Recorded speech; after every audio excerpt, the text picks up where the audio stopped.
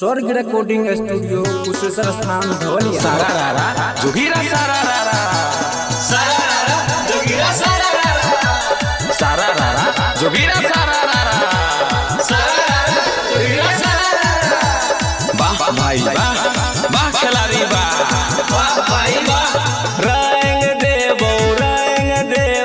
चोली के गे रंग देबो चोली के गे होली में गे छौरी होली में गे हम खेले आइलियो होली रंगबो तोहर चोली कुछो ने तू बोली खेलबो तोरे संग होली रंग देबो चोली के गे होली में गे छौरी होली में गे रंग देबो चोली के गे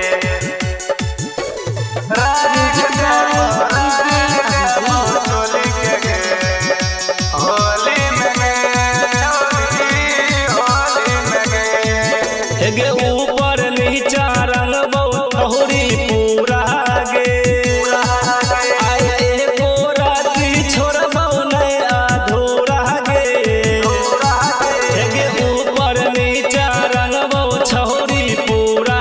गे गे एको राती छोड़बो नहीं अधूरा गे गे लाल रंग ले लियो पियरा का तोहरे पमारै छौगे छौरा सब कुमार का रंग देबो चोली के गे होली में गे छौरी होली में गे रंग देबो चोली के गे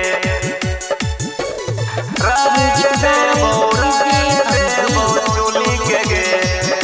होली में गे छौरी होली में गे हे गे धनो जवाला पी के अइलौ तारी गे होली में रंगतौ साया और तारी गे हे गे अजय फेकन पी के अइलौ तारी गे मुकेश बाबू रंगतौ साया सारी गे हे गे कर भी जे माना चलतो नहीं बहाना आवरी होली में रंग देबो गे खजाना रंग देबो चोली के गे होली में गे आवरी होली में गे स्वर्ग रिकॉर्डिंग स्टूडियो कुशेश्वर स्थान धवलिया।